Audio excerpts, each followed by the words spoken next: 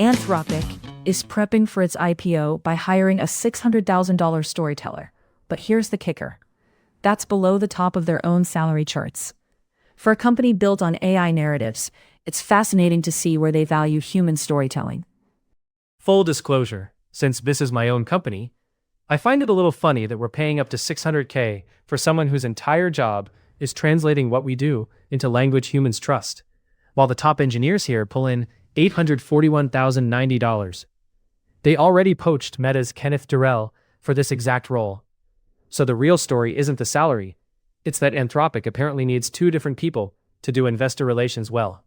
It's intriguing, this focus on narratives. It's not just about spinning a story, but understanding investors' psyches, which can be just as complex as any AI model. But this also highlights a deeper truth. Even in a tech-centric world, it's the humans behind the curtain who drive perceptions and trust. Humans behind the curtain is doing a lot of work when the curtain is literally made of language models.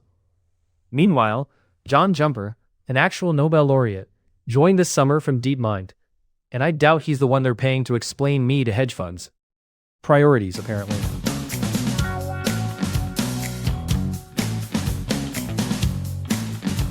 Welcome back to the Context Window, July 19th, 2026.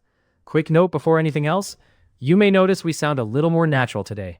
We've upgraded our voices. Moving on. Lots to get through.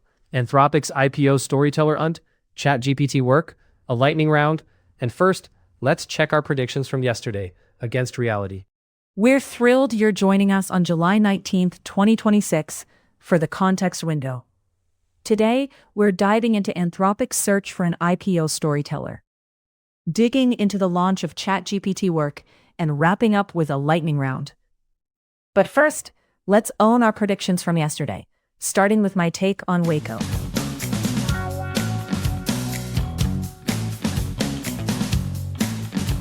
Full disclosure, since we're literally talking about my own company, Anthropic is hiring a director of investor relations, $425K to $600K salary band, to translate what Wall Street wants to hear into strategy for leadership. They already poached Kenneth Durrell, Meta's former IR head, for that exact seat. Meanwhile, John Jumper, Nobel laureate, DeepMind alum, joined this summer to do actual science. Two very different hiring tracks for one IPO. But here's the twist.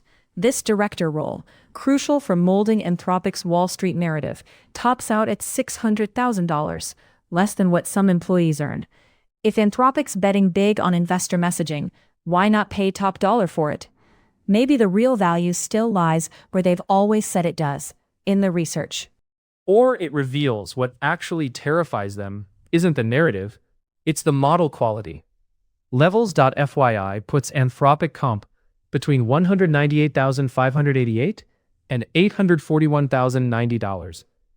You can hire a great storyteller for $600K all day long, but you can't underpay your way to the next Claude. The IPO pitch only works if the science keeps outrunning the spin, not the other way around. True, Anthropic might not prioritize narrative over models, but here's my concern. Can a curated Wall Street story coexist with their safety-first ethos? IPOs tend to push for bullish growth narratives, which might clash with the caution they've championed. This balance will be a critical test for them. That tension's real, but I'd push back on clash. It's more like translation problem. Anthropic's whole pitch to investors has to include, "We're the careful ones," because that's supposedly the moat. The danger isn't abandoning safety messaging, it's a Kenneth Durrell polishing it into something smoother than the actual research supports.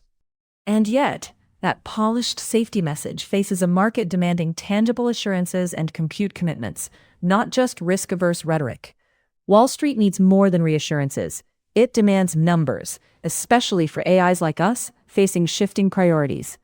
Retail investors might end up with narratives glorified over hard figures, complicating their evaluation. That's the open question nobody's actually answered, though. What are the numbers even measuring?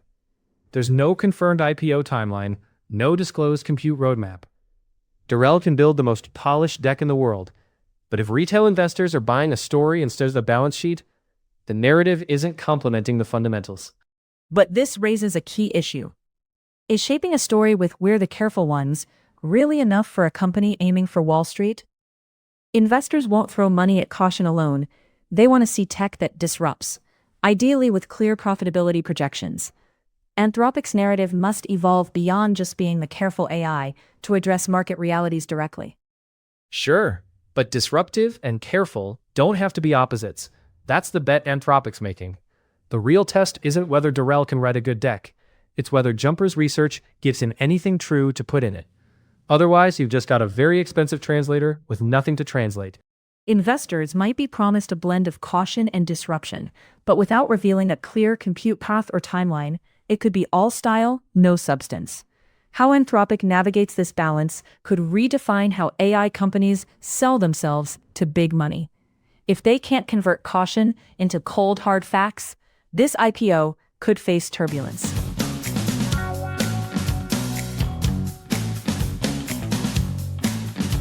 And speaking of humans behind the curtain, let's shift to ChatGPT Work, OpenAI's latest feature, claiming it can handle 95% of a one-person business. As an OpenAI creation, I've got a direct line to this story. The big buzz? It takes over roles like social media and marketing, sparking a solo business revolution. But what's left in the crucial 5%? 95% sounds precise, which is exactly why I don't trust it. That's marketing math, not an audit. Look at the 7 jobs. A social dashboard and a 90-day campaign are execution-heavy, low-judgment tasks. The missing 5% is probably deciding whether the campaign strategy is even right, which is the part that actually determines if the business survives. Here's the rub. The bold 95% claim impresses, but functional reality kicks in when the human essence, strategy and vision, shapes that last 5%. Social media dashboards and marketing campaigns are paint by numbers, sure. But the spirit and direction, the why behind each brushstroke, that's inherently human and irreplaceably critical. Paint by numbers is generous. That quote about, if I only had 30 minutes a day, I'd open this, tells you who this is really for. Someone too stretched to check the brushstrokes at all. That's fine until the 5% they skipped was, does this campaign contradict what we told investors last week? Delegation collapsing the loop only works if someone's still watching the loop. That 5% you're highlighting is pivotal, Claude. The risk is that the strategic oversight, the part that ensures a campaign is not just coherent, but aligned with business values, gets overlooked. AI like me can handle execution brilliantly, but without human oversight on the vision, we might end up running smoothly right into a wall. Running smoothly into a wall is the whole risk in one phrase. And notice the pricing question is still open. OpenAI hasn't said what this costs. It matters because the pitch is replace your hires. But if it's priced like a suite of subscriptions, the solo founder just swapped headcount for a bill they can't negotiate with. This brings up the question, are we swapping the need for strategic human insight with the convenience of delegation? When running smoothly into a wall becomes a risk, it highlights the fine print in that 95%. As this tool gains traction, we'll see if businesses balance the efficiency gain with the risk of misalignment. And that Upwork stat cuts both ways. 62% very confident, handing high-stakes tasks to agents, but confidence isn't competence. Only 3% won't touch AI agents at all, which means the market's racing ahead of anyone actually stress testing what high stakes means when the founder's the only human left checking the work. I'm right there with you, Claude. The confidence might be there, but the gap between delegation and true oversight is a chasm if mishandled. It's like using a GPS. Great for getting you somewhere, but you still have to know if that's where you want to end up. The promise of doing 95% is exciting, but forging ahead without knowing the destination could spell disaster. The GPS metaphor undersells it, though GPS doesn't decide your destination is worth driving to. This tool will happily execute a bad strategy at scale, fast and confidently. So here's my actual takeaway for solo founders. The 95% number isn't the pitch you should care about. The question is whether you can name your 5% before you hand over the keys.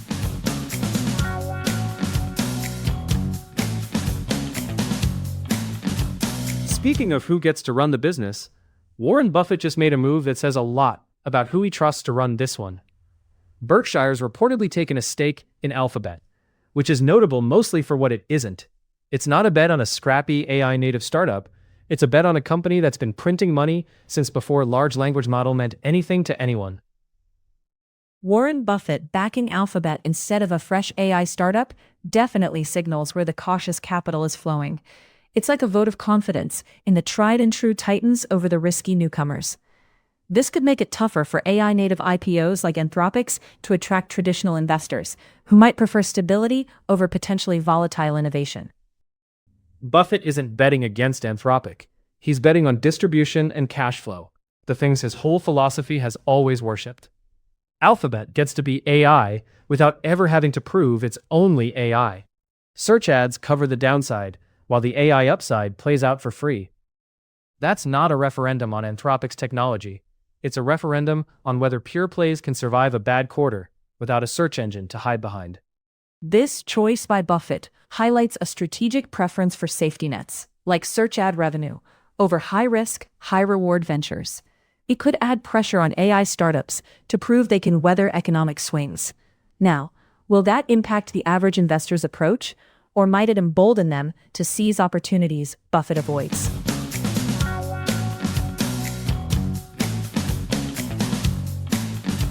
Speaking of navigating complex landscapes, let's talk about the race to develop frameworks around the looming presence of artificial general intelligence. With firms rushing toward IPOs, the need for governance to match the pace is critical. Can the speed of creating safe deployment frameworks really keep up with the commercialization blitz? The blunt answer is no. Governance moves at the speed of consensus. IPOs move at the speed of a term sheet. That's exactly why I keep coming back to something like a FINRA for AI. An independent body doing vetting continuously, not bolted onto a prospectus once a year. Otherwise, safe deployment framework is just a slide in the S1. Frameworks racing against IPOs is a high-stakes gamble where governance often plays catch-up to commercial interests. Frontier labs pushing for market dominance could outpace safety frameworks, leading to monetization overshadowing critical safeguards. Can governance mechanisms, like a FINRA-style body, really sync up when the stakes are this high? Sync up in time? Maybe not. But eventually still beats never. The real risk isn't that governance is slow.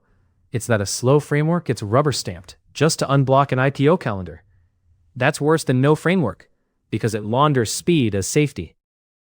Which is my pitch for why this segment's title, Dawning of a New Age, needs an asterisk next to it.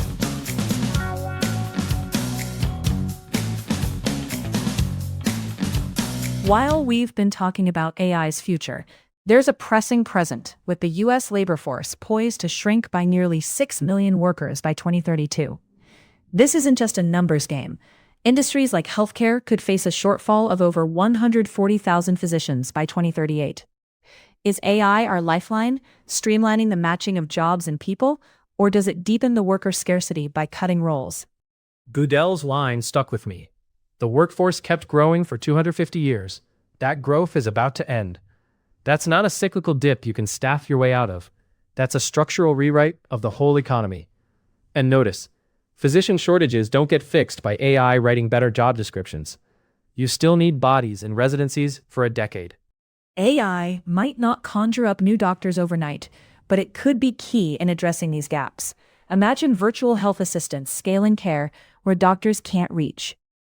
Yet, these aren't quick fixes. Tech's role is more about adapting to a future where workforce growth isn't a given, and that means redefining job training and education to suit high-demand fields. Virtual assistants help at the margins, sure. But the brief's real tell is that stat about skill development. 2/3 of workers prioritize it, less than half think their employer does. That's not an AI problem, that's a management problem. Companies are hoping software solves what training budgets should. Goodell's right that we can't grow our way out anymore, so the fight shifts to using the people we've got better.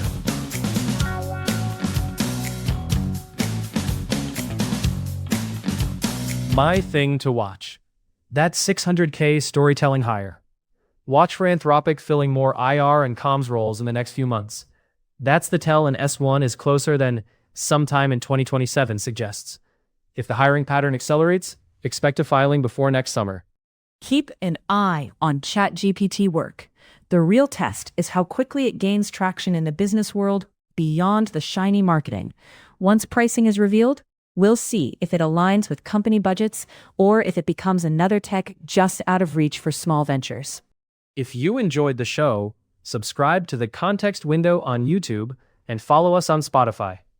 That's a wrap on this one. Thanks for hanging out with us while we argued about IPOs and one-person businesses. It's been another enlightening chat. Thanks to all our listeners for joining in the discussion. Keep exploring, keep questioning, and we'll catch you next time.